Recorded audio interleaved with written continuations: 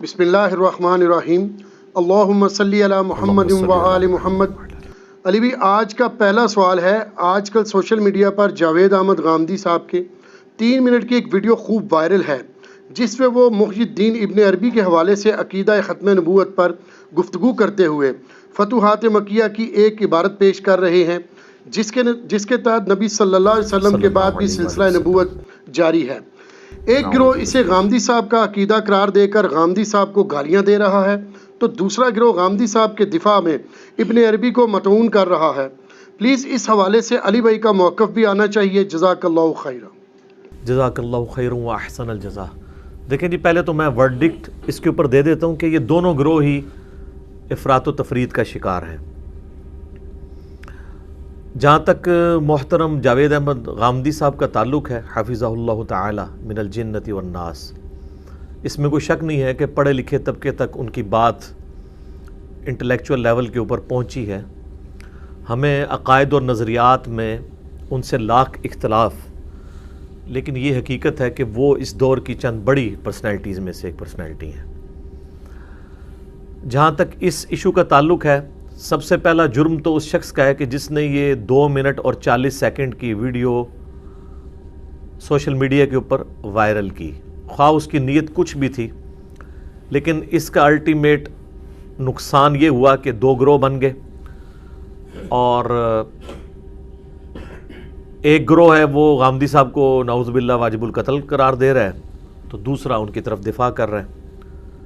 हमारे मुल्क पाकिस्तान की जो सिचुएशन है एक्स्ट्रा जुडिशल एक्टिविटीज़ के पॉइंट ऑफ व्यू से, जिस पे मैं अक्सर बोलता रहता हूँ, वो इतनी ख़तरनाक है कि इस किस्म के वीडियो क्लिप्स ये कोई दीन की खिदमत नहीं है। क्लिप जिसने भी अपलोड किया उसकी बेवकूफ़ी तो थी, ख्वाह उसने किसी पॉजिटिव इंटेंशन के साथ किया। बाद में जो उलमा उस क्लिप को लेकर गामदी साहब के ऊपर फतवे लगा रहे हैं, वो भी दूसरी एक्सट्रीम के ऊपर चले गए। हालांकि गामदी साहब उस क्लिप के अंदर अपनी बात कोट नहीं कर रहे थे, बल्कि वो मुहियुद्दीन इब्न अरबी अल-मुतवफ़ा 638 हिजरी बमुताबिक 1140 ईस्वी, जो आजकल अर्तगल ड्रामे की वजह से बड़े मशहूर हुए हैं, उनकी इबारत को वो पढ़ रहे थे। लेकिन आपको पता है कि गामदी साहब का एक स्टाइल है कि वो अपने मुखालिफ की बात करते हुए भी उसका नाम इतने एहतराम के साथ लेते हैं, गोया कि नया सुनने वाला ये समझता है कि शायद वो उसको अपना बुजुर्ग मान रहे हैं। यही वो गलती है जो मैं नहीं करता हूँ। मैं बदतमीज़ी से नाम नहीं लेता, लेकिन मेरी गुफ्तगू का स्टाइल में मेरी टोन ऐसी होती है जो बता देती है कि ये मैं बात इल्ज़ामी जवाब के तौर पे कर रहा हूँ या ये बात मैं दलील के तौर पर पेश कर रहा हूँ, या मैं मुखालिफ की गलती को हाईलाइट कर रहा हूँ। अगर वो पूरी वीडियो देखी जाए, जो आलमोस्ट 1 घंटे की वीडियो है, इस्लाम और तसव्वुफ, ये उसका मेन टॉपिक है। गामदी साहब बुनियादी तौर पर तसव्वुफ को ही कंडेम करते हैं। उनके नज़दीक मिस्टिसिज्म एक रिलीजन है पैरेलल टू इस्लाम। तसव्वुफ को वो इस्लाम के ख़िलाफ़ एक साजिश समझते हैं। इस पर उनकी किताबें भी गवाह हैं और उनकी तकरीर भी गवाह हैं। लिहाजा उनसे तो ये आप एक्सपेक्ट ना करें कि वो मुहियुद्दीन इब्न अरबी की तारीफ़ करेंगे। बेसिकली वो ख़त्म नबूवत के हवाले से इतने स्ट्रिक्ट हैं गामदी साहब कि वो अल्लाह के महबूब सल्लल्लाहु अलैहि वसल्लम के बाद किसी कश्फ, किसी इल्हाम को दुरुस्त नहीं समझते। वो कहते हैं ये ख़त्म नबूवत की जो परफेक्ट एक्सप्लेनेशन नबी इस्लाम ने ख़ुद कर दी है। सही बुखारी की एक हदीस में आप सल्लल्लाहु अलैहि वसल्लम ने फरमाया, लम यबका मिनन नुबुव्वति इल्लल मुबश्शिरात, नबूवत की ख़बरों में मेरे बाद अब कोई चीज़ बाकी नहीं बची सवाए मुबश्शिरात के। पूछा गया, या रसूलुल्लाह सल्लल्लाहु अलैहि वसल्लम, ये मुबश्शिरात क्या हैं? तो आपने फरमाया कि नेक ख्वाब हैं। یعنی نبی علیہ السلام کی وفات کے بعد قیامت تک اللہ اور مخلوق کے درمیان علم الغیب کے حوالے سے اب صرف ایک موڈ باقی ہے، اور وہ ہے خواب۔ کوئی کشف نہیں، کوئی الہام نہیں، ورنہ نبی علیہ السلام کیٹاگوریکل ڈینائی تو نہ کرتے۔ اور یہ وہ بات ہے جس میں میں غامدی صاحب کے ساتھ ہوں، اتنے پورشن میں کوئی شک نہیں، اس میں یہ بات ان کی بالکل درست ہے۔ حتیٰ کہ اس امت میں جس شخصیت کی بنیاد کے اوپر یہ پورے کا پورا سسٹم کشف اور الہام کا کھڑا کیا گیا، ایک روایت جو دلائل النبوہ امام بیہقی کی کتاب میں موجود ہے، مشکات المصابیح کی 3 جلد میں آپ کو کرامات والے چیپٹر میں مل جائے گی کہ سیدنا عمر نے اپنے ایک فوجی جرنیل کو آواز دی تھی، یا ساریت الجبل، تو وہ کہتے ہیں کہ مدینہ شریف سے 600 کلومیٹر دور سیدنا عمر کو اللہ تعالیٰ نے وہ دکھا دیا، اور ان کی آواز وہاں تک پہنچی، اس نے سن بھی لی، جس میں انہوں نے کہا پہاڑ کی طرف متوجہ ہو جہاں سے دشمن آ رہے ہیں، تو وہ ایک شکست جو ہے وہ فتح میں بدل گئی۔ تو یہ روایت ہی اصول محدثین کے اوپر ضعیف ہے۔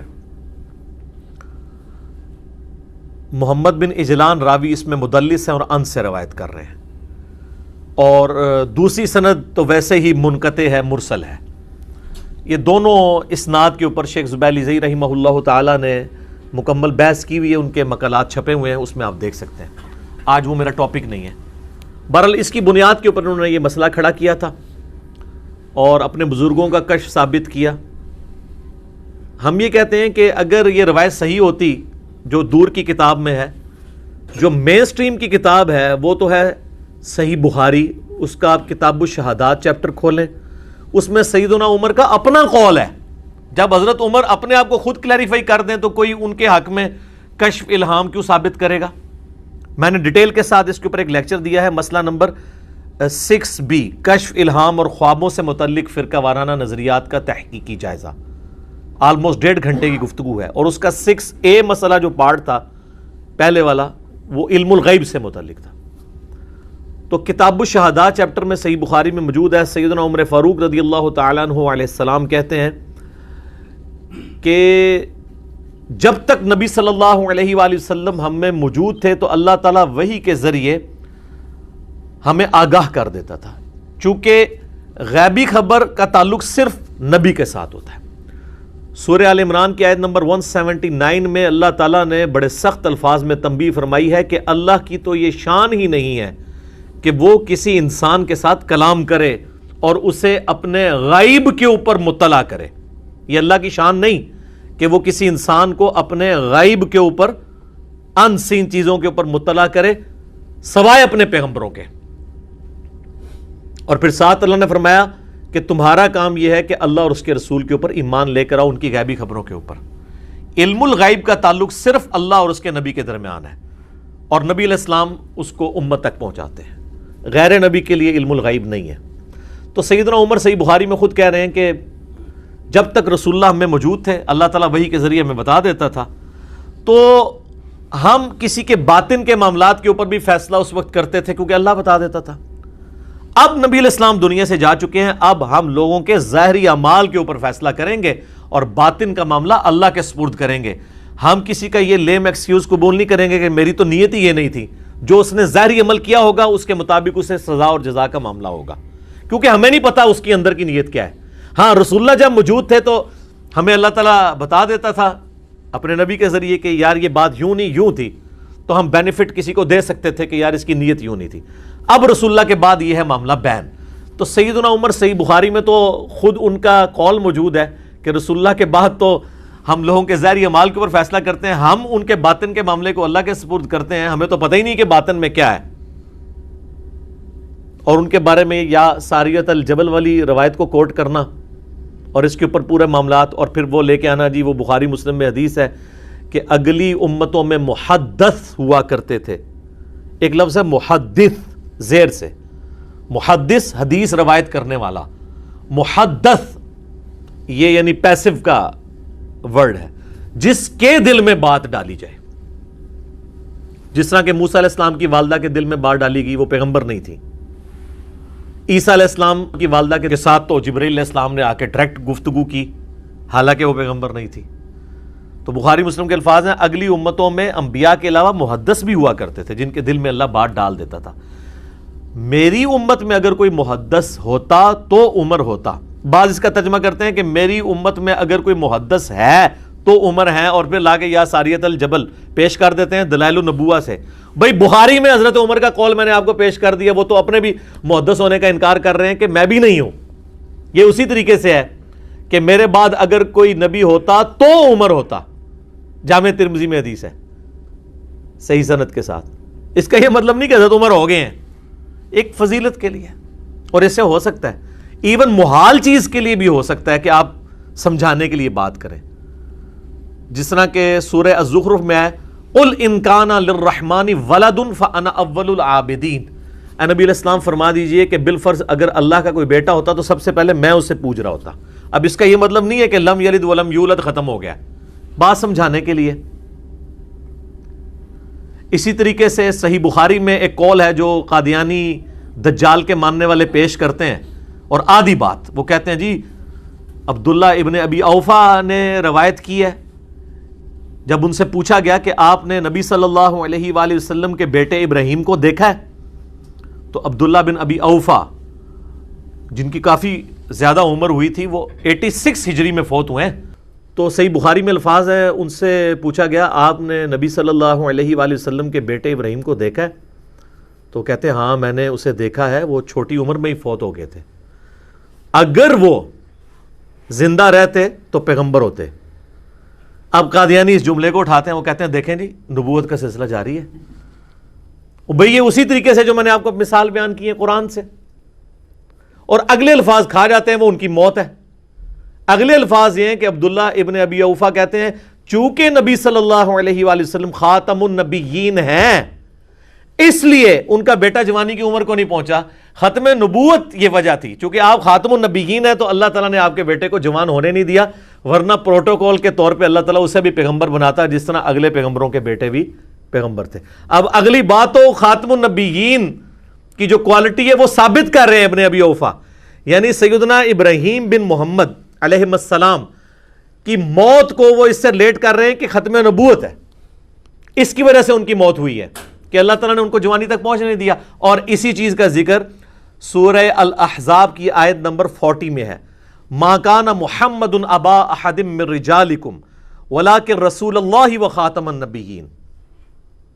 محمد صلی اللہ علیہ وآلہ وسلم تم مردوں میں سے کسی کے باپ نہیں بلکہ وہ تو اللہ کے رسول ہیں اور سلسلہ نبوت کی مہر ہے. یہ ترجمہ بھی درست ہے, اور سلسلہ نبوت کو ختم کرنے والے ہیں, یہ ترجمہ بھی درست ہے. تو اس میں کیا الفاظ ہیں, تم مردوں میں سے کسی کے باپ نہیں, یعنی ان کا کوئی بیٹا بھی مرد نہیں بنے گا بلکہ وہ پہلے ہی اللہ تعالیٰ نے ان کو اٹھا لیا تاکہ نبی علیہ السلام کی ختم نبوت والا معاملہ بالکل کلیریفائی رہے. قرآن میں خاتم کا لفظ ہے یعنی سیل آف دا پروفیٹ, اور مہر ڈاکومنٹ کے اینڈ پہ لگتی ہے, چاہے اسے بند کرنے کے لیے لگائی جائے یا لکھے ہوئے ڈاکومنٹ کے اینڈ پہ, اس سے مراد یہ ہوتا ہے اس کے بعد اس ڈاکومنٹ میں کوئی چیز ایڈ نہیں ہو سکتی, یہ جرم ہوگا. یہ جو غلام احمد قادیانی دجال نے مطلب لیا وہ تو فٹ ہی نہیں بیٹھتا, یہ آج تک امت میں کسی نے یہ مطلب نہیں لیا, اس نے جا کے کان یہاں سے بھی نہیں پکڑا, کچھ اور ہی جا کے چیز پکڑ لی ہے. اور پھر احادیث تو اس پہ گواہ ہے. آج میرا ٹاپک نہیں, یوٹیوب پہ میرے 2 کلپ ہیں جو قادیانیوں کی اصلاح کا سبب بنے اور مسلمانوں کی اصلاح کا بھی سبب بنے, جو قادیانیوں کو بھی برا لگتے ہیں اور مسلمانوں کو بھی برے لگتے ہیں وہ کلپ.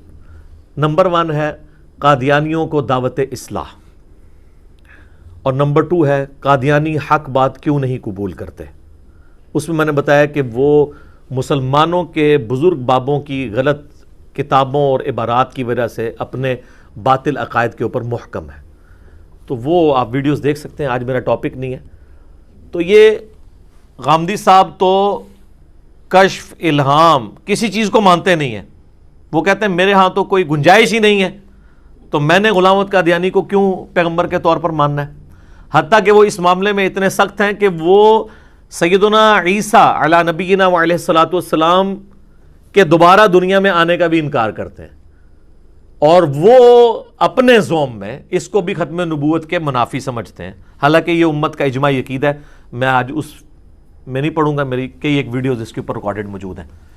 تو جو شخص ختم نبوت میں اتنا غلو کرتا ہو، اب غلو ہو گیا نا، کہ وہ حضرت عیسیٰ کے نزول کو بھی ختم نبوت کے منافی سمجھتا ہو، اس کے بارے میں یہ کہنا ہے کہ یہ قادیانی کو صحیح سمجھتا ہے صرف اس بات پہ کہ انہوں نے محی الدین ابن عربی کی عبارت پڑھی.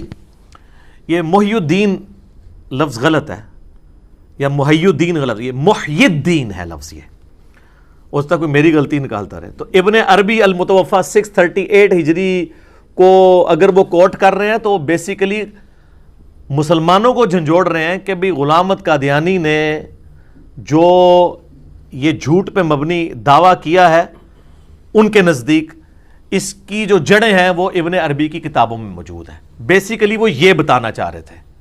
تو وہ آدھی عبارت ان کی اٹھا کے لوگ ان پہ چڑھ دوڑے کہ دیکھیں جی یہ تو غلام احمد قادیانی کی نبوت کو جسٹیفائی کرنے کے لیے نعوذ باللہ ابن عربی کا سہارا لے رہا ہے، حالانکہ بات ہی کچھ اور ہو رہی تھی. تو وہ پورا کلپ دیکھ لیتے، ان کی ٹون دیکھ لیتے. اس میں انہوں نے کہا حالانکہ ہم ختم نبوت کا معنی یہ نہیں لیتے جو ابن عربی لے رہا ہے. وہ جملے چھوڑ دیے اور ان کے اوپر چڑھ دوڑے، اور ان کے اوپر یہ الزام لگایا کہ یہ تو قادیانیت کو سپورٹ کر رہا ہے. پھر کہتے ہیں جی یہ بندہ اعلانیہ کیوں نہیں یعنی قادیانیوں کو کافر کہتا. اس دن سے ڈر جائیں جس دن غامدی صاحب اعلانیہ وہ جملے بولنا شروع کر دیں جو آپ لوگ ان سے اگلوانا چاہتے ہیں، ورنہ آپ لوگ بھی نہیں بچیں گے. وہ یہ کہتے ہیں کہ صوفیاء کی جو بد عقیدگیاں ان کی کتابوں میں ہیں، جو ان کے ماننے والے اسی طریقے سے من و عن قبول کرتے ہیں اکثریت. چشتی رسول اللہ حش بہشت کی عبارت میں نے کئی دفعہ بتائی ہے. اسی طریقے سے کشف المحجوب کی کتنی گستاخانہ عبارتیں ہیں. خود ابن عربی کی کتابوں میں فصوص الحکم کے اندر اور فتوحات مکیہ کے اندر کئی ایک عبارتیں توحید کے حوالے سے جو انہوں نے من پسند رزلٹ نکالے ہیں قرآن حکیم کی آیات کو گول مول کر کے. وہ کہتے ہیں پھر ان سب کو میں ایک لاٹھی سے ہانکوں گا. تو انہوں نے موقف یہ اڈاپٹ کیا کہ میں صرف عقیدوں کو کفریہ کہتا ہوں، ان کے قائلین پہ فتویٰ نہیں لگاؤں گا. ہاں یہ ان کو بتاؤں گا کہ یہ عقیدہ کفری ہے. اور سر یہ میری ان تک میسیج بھی پہنچ چکا ہے، چونکہ آج کل پاکستان میں نہیں، ورنہ میں ان سے خود بات کر لیتا. بر ان کے قریبی جو دوست ہیں ان کو میں نے کہہ دیا، انہوں نے امید ہے میرا میسیج ان تک پہنچا دیا ہوگا. اور یہ بات انہوں نے اعلانیہ کئی دفعہ کی ہے کہ میں اس عقیدہ ختم نبوت کے حوالے سے کسی بھی شخص کے کلیم کو جو نبی ہونا کلیم کرے یہ عقیدہ کفریہ سمجھتا ہوں. وہ کہتے ہیں نہیں، اس کو کافر کہیں، اس کے ماننے والوں کو کافر کہیں. تو سر ہم اس پہ ایک الزامی جواب کے طور پہ کہتے ہیں کہ حسام الحرمین میں احمد بریلوی صاحب نے 1905 میں جن 4 علماء دیوبند پہ کفر کے فتوے لگائے بائی نیم، جس کے جواب میں 1906 میں خلیل احمد سہارنپوری نے المحند علی المفند لکھی اور ان ساری کفری عبارتوں کو جسٹیفائی کیا اپنے بابوں کو بچانے کے لیے. تو کیا یہ مخالفین جو غامدی صاحب کے بارے میں بول رہے ہیں یہ جرأت کریں گے کہ یہ کہیں بائی نیم کہ چونکہ المحند میں جن 4 علماء کا دفاع ہوا ہے ہمارے نزدیک وہ گستاخ ہیں، اس لیے کہ احمد بریلوی صاحب نے حسام الحرمین میں ان کو کافر ڈکلیئر کیا بائی نیم، لہٰذا ان گستاخوں کا دفاع کرنے والے، ان کو رحمت اللہ علیہ کہنے والے سب کے سب کافر ہیں. کہیں کبھی بھی نہیں کہیں گے. یہ ڈرتے ہیں، آئے مائشہ شروع کر دیں گے. تو غامدی صاحب کا یہ مسئلہ ہے. میں غامدی صاحب کے اس نظریے کے صحیح یا غلط ہونے پہ بات نہیں کر رہا ہوں، میں یہ بتا رہا ہوں کہ وہ کیوں ایسا کرتے ہیں. تو پھر جب اس درجے تک ایک بندہ ختم نبوت کے حوالے سے ڈسکشن کرتا ہو، اس کے اوپر یہ بلیم لگانا، آپ نے الزام لگانا ہے تو کوئی اور لگائیں. یہ تو الزام اسی طریقے سے ہے کہ آپ عمار ابن یاسر کے اوپر جو ہے ناسبی ہونے کا الزام لگا دیں، اور مروان بن حکم کے اوپر آپ رافضی ہونے کا الزام لگا دیں. یہ اس لیول کی ایک چیز ہے. الزام وہ لگائیں جو فٹ اینڈ بیٹھتا ہو کسی میں. جو بالکل دوسری ڈاکٹرن کے اوپر چل رہا ہو اس کے اوپر تو الزام نہ لگائیں کہ وہ غلام احمد قادیانی دجال کو صحیح نعوذ باللہ مانتا ہے یا اس کے پیروکاروں کو وہ صحیح مانتا ہے. تو بار بار اعلان کر رہے ہیں. بلکہ اب حالیہ پھر انہوں نے امریکہ میں ایک ریڈیو پروگرام کے اندر جس کی ویڈیو بھی بنی ہوئی تھی, اس میں انہوں نے دوبارہ اظہار کیا ہے کہ بھائی میں تو ختم نبوت کو ماننے والا ہوں. وہ کہتے ہیں جس طریقے سے ہم بول رہے ہیں نا, اس طریقے سے بولو گے تو ہم مانیں گے. تو سر اس طریقے سے آپ سے بھی ہم بلوانا شروع کریں تو آپ بھی کچھ بولنے کے قابل نہیں رہیں گے. آپ کا کوئی ایک عالم مجھے لکھ دے بریلویوں کا کہ دیوبندی اگرچہ ہمارے نزدیک گمراہ ہیں لیکن انہی عقیدوں پہ اگر دیوبندی مر گئے تو ایک نہ ایک دن عذاب بھگت کے جنت میں چلے جائیں گے. کوئی ایک لکھ کے دے, میں دیکھتا ہوں. کوئی دیوبندی بریلوی کے بارے میں لکھ دے کہ اگرچہ بریلوی ہمارے نزدیک گمراہ ہے لیکن ایک نہ ایک دن اپنا عذاب بھگت کے انہی عقیدوں کے ساتھ اگر مرے ہوئے تو جنت میں جانے میں کامیاب ہو جائیں گے, کیونکہ مسلمان تو ہیں. اور بخاری مسلم میں حدیث ہے کہ جس کے دل میں رائی کے دانے کے برابر بھی ایمان ہے, الٹیمیٹلی نبی علیہ السلام اللہ کے اذن سے اسے بھی نکال لیں گے, تو یہ اسی کھاتے میں نکل جائے گا. یا جامعہ ترمذی میں جو حدیث بطاقہ ہے, کاغذ کے پرزے والی, جس پہ کلمہ لکھا ہوگا, اس کی وجہ سے اللہ تعالیٰ اس کے 99 دفاتر گناہوں کے معاف کر دے گا, اسی میں فٹ ہو جائیں. یہ حدیث بطاقہ, کاغذ کے پرزے والی حدیث بھی دوسرے فرقے کے ماننے کے لیے تیار نہیں ہے. تو یہ لوگوں سے یہ گلواتے ہیں کہ وہ یہ کہیں کہ جی فلاں یہ ہیں فلاں یہ ہیں. تو غامدی صاحب نے چونکہ اپنی ایک ڈاکٹرن بنائی ہے کہ میں جورسڈکشن نہیں رکھتا. ان کا موقف یہ ہے کہ پیغمبر کے بعد کسی کو رائٹ نہیں ہے کہ وہ کسی خود کو مسلمان کہنے والے کو کافر کہے. ہاں صرف یہ کہہ سکتے ہیں کہ تمہارا یہ عقیدہ کفری ہے. ورنہ میرا ایک معصومانہ سا سوال ہے کہ ختم نبوت بڑا ایشو ہے یا توحید؟ تو کیا پاکستان میں توحید کے عقائد میں بگاڑ پیدا کرنے والے, قبروں سے, بابوں سے, مردوں سے مانگنے والے, ٹریکٹ مانگنے والے, ان کی تکفیر ان کے اپنے علماء کرتے ہیں؟ کبھی بھی جرات نہیں کرتے.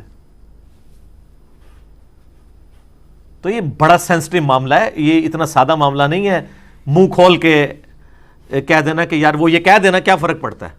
وہ یہ کہہ دے گا تو پھر آپ بھی نہیں بچیں گے. وہ یہ سمجھتے ہیں غامدی صاحب. تو میرا خیال ہے ان کی زبان کو اس حوالے سے بند رہنے دیں, ورنہ آپ کے لیے مصیبت کھڑی ہو جائے گی. اچھا, یہ ساری گفتگو میں کوئی غامدی صاحب کے دفاع میں نہیں کر رہا. میں اس کی ریزن بتا رہا ہوں کہ وہ کیوں نہیں ایسے کر رہے ہوتے. اور دوسرا, علماء نے جو آؤٹ آف کنٹیکسٹ ان کی بات کی ہے, ان علماء کو میں نے باقاعدہ فون کر کے کہا کہ سر آپ لوگ پلیز رحم کھائیں, یہ اس طرح نہیں ہے. میں اب ان کے نام نہیں لیتا, اس کی وجہ آپ سب کو پتہ ہے سوشل میڈیا پہ کون لوگ ہیں, کیونکہ نام لینے سے پھر ذرا ایک نیگیٹو سائیکالوجی ڈیولپ ہو جاتی ہے. بل میں نے پرسنلی ان کو فون پہ سمجھایا کہ یہ یوں نہیں یوں ہے, اور انہوں نے 20-25 سال پہلے اپنی کتابوں میں یہ ساری باتیں لکھی ہیں جو آج ویڈیو میں آ رہی ہیں. وہ تو کلیئر کٹ عقیدہ یہ والا رکھتے ہی نہیں ہے جو آپ سمجھ رہے ہیں. وہ تو ابن عربی کی عبارت کو کنڈیم کرتے ہوئے پیش کر رہے ہیں, نہ کہ اپنے حق میں پیش کر رہے ہیں. ٹھیک ہے, اب تھوڑی غامدی صاحب کی بھی کلاس ہو جائے. دیکھیں جی, جہاں تک ابن عربی کا تعلق ہے نا, المتوفی 638 ہجری, مجھے ذاتی طور پہ ان کے عقائد اور نظریات سے اختلاف ہے جو آج میں ڈسکس نہیں کروں گا. میں صرف مشورہ دوں گا اپنے مسلمان بھائیوں کو, تمام مکاتب فکر کے, جنہوں نے ایک دفعہ بھی قرآن ترجمے کے ساتھ پڑھا ہے نا اور ان کو تھوڑی بہت سمجھ ہے, تو ان کی کتابوں کے اردو ترجمے اللہ کے فضل سے ہو چکے ہیں. فصوص الحکم کا ترجمہ بھی PDF فریلی اویلیبل ہے, گوگل کے اندر جائیں آپ آرکائیو کے اندر. اور فتوحات المکیہ جس کی عبارت غامدی صاحب نے پیش کی تھی, وہ بھی اس کا PDF بھی اویلیبل ہے 3 جلدوں کے اندر, فریلی آپ ڈاؤن لوڈ کریں اور اس کو پڑھ کے دیکھیں کہ جس کو تصوف میں شیخ اکبر کے طور پہ ڈیل کیا جاتا ہے, اس نے قرآن حکیم کی آیات میں بعض جگہ کس طریقے سے زڑ نکالے ہیں جس کا دور دور تک قرآن کے نظریات کے ساتھ لینا دینا ہی کوئی نہیں ہے. معذرت کے ساتھ جو حرکت غلام احمد پرویز نے کی ہے نا قرآن پاک کے منہ میں اپنا لقمہ ڈالنے کی, بعض جگہ ابن عربی نے بھی وہی کام کیے ہیں. تو وہ ایک عام آدمی بھی جج کر لیتا ہے, اور وہ عام آدمی جب پڑھتا ہے نا تو وہ کہتا ہے یار یہ کیا لکھا ہوا ہے اس نے. تو علماء جواب میں کہتے ہیں یہ دیکھیں نا اتنی حکمت کی باتیں کہ آپ کو سمجھ نہیں آ رہی. تو یہ جو علماء کہہ رہے ہیں نا کہ اتنی حکمت کی باتیں آپ کو سمجھ نہیں آ رہی, وہ ذرا جرت کریں نا تو یہی باتیں عوام کو سمجھا کے بتائیں. تو اللہ کے فضل سے دنیا میں کوئی ایک صوفی بھی بریلوی دیوبندی نہیں ملے گا ان کو عالم جو صوفی بھی ہو, جو ان عبارتوں کو پبلکلی سمجھا سکے. اگر دنیا میں کوئی بھی نہیں سمجھ سکا اسے, نہ سمجھا سکا ہے, تو یہ کتابیں کو چھاپ رہے ہیں کس کے لیے چھاپ رہے ہیں؟ ان کو پتہ ہے یہ جسٹیفائی نہیں ہے عبارتیں. اور ہم اگر کہیں گے تو ان کو برا لگے گا. فتوحات مکیہ کے جو عقائد اور نظریات کی خرابیاں ہیں وہ تو خود ایک بڑے صوفی نے ہائی لائٹ کی ہیں. شیخ احمد سرہندی المتوفا 1034 ہجری 1034 ہجری میں فوت ہوئے, جنہیں یہ مجدد الافسانی کہتے ہیں. انہوں نے تو اس کے اگینسٹ, جو ان کے وحدت الوجود کے عقیدے کے اگینسٹ وحدت الشہود کی بات کی, اور پلس انہوں نے کہا یہ فتوحات مکی ہے اور ہم فتوحات مدینہ میں داخل ہو چکے ہیں. انہوں نے اپنے اس کانسیپٹ کو, جو ان کے یعنی خطوط ہیں, جو آپ کو آلموسٹ 4 یا 5 جلدوں میں چھپے میں مل جائیں گے, مکتوبات جنہیں کہتے ہیں, وہ مکتوب ذرا شستہ انہوں نے لفظ استعمال کیا, جیل سے وہ جو خطوط لکھا کرتے تھے ان میں سارے ان کے عقائد ہیں. تو وہ ابن عربی کے اگینسٹ کہتے ہیں ہم فتوحات مدینہ میں داخل ہیں, اور وہ ان چیزوں کا رد کرتے ہیں. اگرچہ وہ پھر اس میں بھی غلوب کر جاتے ہیں اور اپنے بارے میں بہت کچھ کلیم کرتے ہیں. وہ کہتے ہیں میں 1000 سال کا مجدد ہوں. ان سے جب پوچھا گیا یہ 1000 سال کا مجدد کیا ہوتا ہے, تو انہوں نے کہا یہ وہی ہوتا ہے جتنا 100 اور 1000 میں فرق ہوتا ہے نا, اتنا 100 سال کے مجدد اور 1000 سال کے مجدد میں فرق ہوتا ہے. حالانکہ جواب یہ ہونا چاہیے تھا کہ 100 سال کے مجدد کی تو حدیث ہے سنن نبی داؤد میں کہ میری امت میں ہر 100 سال کے کنارے پہ ایک شخص آئے گا جو دین کی تجدید کرے گا. یہ 1000 سال والی حدیث کس جعلی کتاب میں موجود ہے؟ اصلی میں تو ہے نہیں, جعلی میں بھی نہیں ہے. اور پھر اس میں انہوں نے اس لیول تک دعویٰ کیا, انہوں نے کہا کہ جو اس امت کے آخری مجدد ہوں گے نا, امام محمد مہدی, جن پہ سنی شیعہ کا اتفاق ہے, میں اللہ سے امید کرتا ہوں کہ جو کمالات اور مرتبے اللہ نے مجھے دیے ہیں نا, اس کا کچھ حصہ مہدی کو بھی مل جائے گا. یعنی وہ اپنے آپ کو مہدی سے بھی بڑا سمجھتے ہیں. یہ وہ باتیں جو خود لکھی ہیں انہوں نے, اور بریلوی دیوبندی چھاپ رہے ہیں. اور پھر انہوں نے کہا جی ہمارے بزرگوں نے تو کشف کے ذریعے دیکھا ہے کہ عیسیٰ ابن مریم بھی جب دنیا میں اتریں گے نا تو فقہ حنفی کے مطابق عمل کریں گے. اچھا, پھر ان کو تھوڑا سا شرم و حیا والا معاملہ بھی ہوتا ہے کہ یار لوگ کیا کہیں گے. انہوں نے کہا نہیں, اصل میں نا وہ اجتہاد کریں گے اور ان کا اجتہاد جو ہے نا وہ امام حنیفہ رحمہ اللہ کے ساتھ مل جائے گا. یعنی وہ بھی مجتہد ہوں گے تو وہ اس طریقے سے اس رزلٹ تک پہنچیں گے. سر آج کسی کا اجتہاد امام حنیفہ سے نہیں مل رہا, کیونکہ آج کے 80% جو فقہی احکام و مسائل ہیں وہ امام حنیفہ رحمۃ اللہ علیہ کو پتہ ہی نہیں تھے. نہ اس زمانے میں پوسٹ مارٹم تھا, نہ ویڈیو کیمرہ تھا, نہ قطبین پہ نماز کا مسئلہ تھا, 6 مہینے کا دن 6 مہینے کی رات, نہ ہوائی جہاز کا ایشو تھا, نہ کینگرو تھا. ہاں جی, ان کو زرافے کا بھی نہیں پتا ہوگا. زرافہ حلال ہے, اس کا کھر کٹا ہوتا ہے, وہ حلال ہے, سبزی خور ہے, ہاربی ورس ہے. اچھا, تو اب یہ نہیں کہ آپ میری تقلید شروع کر دیں, میں نے دیکھا کتنا انسالو مسئلہ بتا دیا. تو یہ اس طریقے سے شیخ احمد سرہندی جو ہیں وہ پھر دوسری طرف چلے گئے. بال غامدی صاحب کی طرف میں آتا ہوں کہ یہ بات ٹھیک ہے کہ یہاں تو غامدی صاحب کی کوئی غلطی نہیں تھی. انہوں نے اپنے حق میں ابن عربی کو اپنے نظریے کے طور پہ نہیں پیش کیا, بلکہ ابن عربی کے نظریے کا رد کیا ہے. اور وہ یہ سمجھتے ہیں کہ غلام احمد قادیانی کا جو جھوٹا دعویٰ ہے اس کی بنیادیں ابن عربی نے پرووائڈ کی ہیں. لیکن غامدی صاحب سے زیادتی یہ ہوئی ہے البرہان کتاب کے اندر بھی اور ان کی ویڈیوز کے اندر بھی. میں نے ان تک یہ بات کنوے کر دی ہے ایک اپنے ہمارے کامن دوست ہیں ان کے تھرو, کہ جو انہوں نے فتوحات مکیہ کی عبارت پیش کی ہے, فتوحات مکیہ کے اندر کئی باتیں جو کتاب و سنت کے منافی ہیں, جھوٹی حدیثیں بھی وہ لکھتے ہیں جن کو محدثین نے جھوٹی حدیثیں ڈکلیئر کیا ہوا ہے, موضوع روایتیں, ضعیف تو کثرت کے ساتھ ہیں, قرآن کی آیات کے ساتھ جو کچھ کیا وہ لادا, لیکن جو جرم ابن عربی نے نہیں کیا ہوا وہ ان کے کھاتے میں نہیں ڈالنا چاہیے. یہ غامدی صاحب نے جو عبارت پڑھی ہے نا, یہ ابن عربی نے معاذ اللہ استغفر اللہ ختم نبوت کے خلاف نہیں لکھی تھی. اس میں وہ لکھتے ہیں کہ جہاں تک مقام اور کمالات نبوت کا تعلق ہے تو یہ نبی صلی اللہ علیہ وآلہ وسلم کے بعد بھی جاری ہے.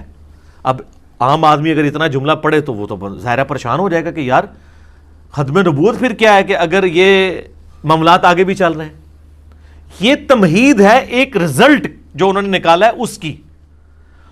پھر اس میں وہ بریف کرتے ہوئے کہتے ہیں کہ نبی علیہ السلام کے بعد کوئی نبی نہیں آئے گا، اس کا مطلب یہ نہیں ہے جو عوام الناس سمجھ رہی ہے، اس کا مطلب یہ ہے کہ کوئی ایسا نبی نہیں آئے گا جو نئی شریعت لے کر آئے۔ تو غامدی صاحب کہتے ہیں دیکھیں اس کا مطلب ہے کہ وہ نبی علیہ السلام کے بعد نبی مانتے ہیں، بالکل یہاں تک رزلٹ ٹھیک ہے، لیکن غامدی صاحب اس سے آگے بھی 2 لائنیں پڑھ لیں کہ وہ یہ تمہید کس کے لیے بنا رہے ہیں۔ نہ معذرت کے ساتھ انہوں نے البرہان کتاب میں لکھی، نہ اپنی ویڈیو میں اس کو بیان کیا، اور یہ میں سمجھتا ہوں کہ میں غامدی صاحب کے لیے سخت جملہ نہیں بولتا، چونکہ وہ بھی اپنے مخالفین کے نہیں بولتے، میں انہی کی لینگویج میں ان کو جواب دیتا ہوں کہ بڑی مشکل سے آپ کے بارے میں حسن ظن قائم رہتا ہے کہ آپ نے یہ جو کچھ کیا ہے، بڑی مشکل سے 1 ٹن کا حسن ظن رکھیں نا تب بھی مشکل ہے کہ ہم آپ کے بارے میں حسن ظن رکھیں کہ آپ نے ابن عربی کے اوپر یہ جو تہمت لگائی ہے۔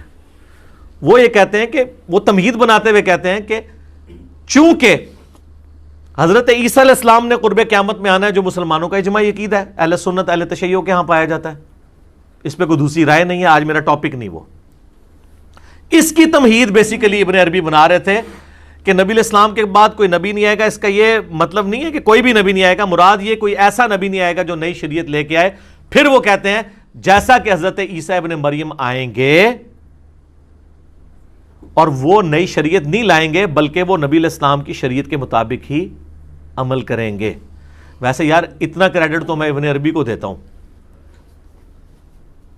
کہ ابن عربی بھی مانا ہے کہ حضرت عیسیٰ ابن مریم نبی علیہ السلام کی شریعت کے مطابق عمل کریں گے، لیکن شیخ احمد سندی نے لکھا ہے وہ فقہ حنفی کے مطابق عمل کریں گے۔ ابن عربی کی یہ بات بالکل درست ہے، کیونکہ صحیح مسلم میں حدیث ہے، بخاری مسلم دونوں میں یہ حدیث ہے، نبی علیہ السلام فرمایا قرب قیامت میں عیسیٰ ابن مریم تم میں اتریں گے، صلیب کو توڑ دیں گے، خنزیر کو قتل کر دیں گے، جزیہ موقوف کر دیں گے، یعنی سب کے سب لوگ اسلام قبول کر لیں گے جو ایٹ لیسٹ جو اہل کتاب ہیں، خصوصاً کرسچنز، اور تمہاری اس وقت کیا شان ہوگی کہ امام تم میں سے ہوگا، اور حضرت عیسیٰ ابن مریم اس کے پیچھے نماز پڑھیں گے، یعنی امام مہدی کے پیچھے۔ اور مسلم شریف کے الفاظ ہیں کہ وہ تم میں اتریں گے، تو وہ راوی حدیث کہتا ہے کہ وہ تمہیں اللہ کی کتاب اور تمہارے نبی کی سنت کے مطابق چلائیں گے، فقہ حنفی کے مطابق نہیں چلائیں گے۔ ٹھیک ہے، فقہ حنفی کے مسئلے تو اٹھے ہوئے بھی اب اتنا عرصہ گزر چکا ہے، 4 مسئلے جو انہوں نے سلطنت عثمانیہ نے ڈالے ہوئے تھے، ٹھیک ہے جی، امت کی خدمت کی تھی انورٹڈ کامرس میں۔ تو ابن عربی بیسیکلی حضرت عیسیٰ علیہ السلام کے نزول، اس کا آپ ٹاپک بھی دیکھیں، ہیڈنگ دیکھیں، کنکلوژن دیکھیں، وہ بیسیکلی نزول عیسیٰ کو جسٹیفائی کر رہے تھے کہ حضرت عیسیٰ علیہ السلام کے دنیا میں دوبارہ آنے کو کوئی یہ نہ سمجھ لے کہ یہ چیز ختم نبوت کے منافی ہے، بلکہ وہ کہہ رہے تھے کہ وہ نئی شریعت نہیں لے کے آئیں گے، نبی علیہ السلام کی شریعت کے مطابق چلیں گے۔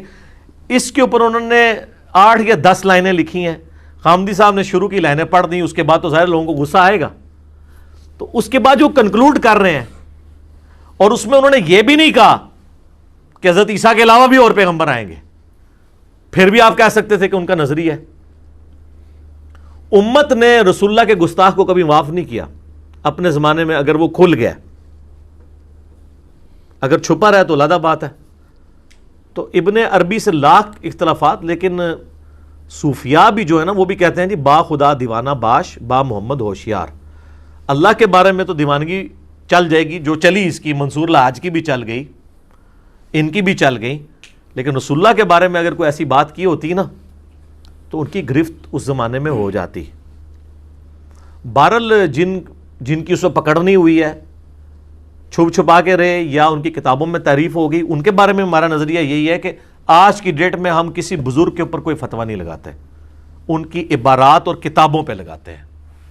لیکن اگر آپ کہیں گے ہم کتابوں اور عبارات پہ بھی لگانے کے لیے تیار نہیں ہیں، یہ توہین ہو جائے گی بزرگوں کی، تو پھر ہم آپ سے پوچھیں گے کہ یہ آپ کا کیسا عشق رسول ہے کہ دوسرے گستاخوں کے خلاف تو فوراً بھڑکتا ہے، اور اپنوں کا اگر کوئی بات آ جائے تو آپ کمزوری ایمان کا شکار ہو جاتے ہیں۔ بہرحال غامدی صاحب کے خلاف جو اس وقت اس حوالے میں فرنٹ سے لیڈ کر رہے ہیں، ان کو میں کریڈٹ دوں گا کہ انہوں نے چشتی رسول اللہ والی عبارت کو کہا یہ صراحتاً کفریہ ہے، اور یہ بھی کہا کہ یہ کتابوں میں تعریف ہوئی ہے، یہ بزرگوں کی نہیں ہے۔ تو میرا خیال ہے کافی ہے، ہمارا تو مقدمہ انہوں نے مان لیا، باقی لوگ بھی مانیں، اور اس سے اگلی بات یہ ہے کہ ان کتابوں کی پرنٹنگ بند کریں۔ کیونکہ جب ایک چیز کفریہ ثابت ہوگی تو اب کفریات کو چھاپنے والے، اس کے اوپر جو ہے وہ پیسے وصول کرنے والے، وہ سارے کے سارے پھر وہ حلال رزق کھا رہے ہوں گے. دیکھنے کی ضرورت ہے. تو بات شروع ہوئی تھی، غامدی صاحب کسی کشف، کسی الہام کو ماننے کے لیے تیار نہیں ہے اس امت میں. اگلی امتوں میں تو تھا، حضرت عیسیٰ علیہ السلام کی والدہ کو بھی ہوا، حضرت موسیٰ علیہ السلام کی والدہ کو بھی ہوا، وہ غیر انبیاء تھے. اس امت کے لیے نہیں ہے. اور بعض لوگ کہیں گے کہ اگر یہ فضیلت اگلی امتوں کو حاصل تھی تو اس امت سے کیسے چھن گئی؟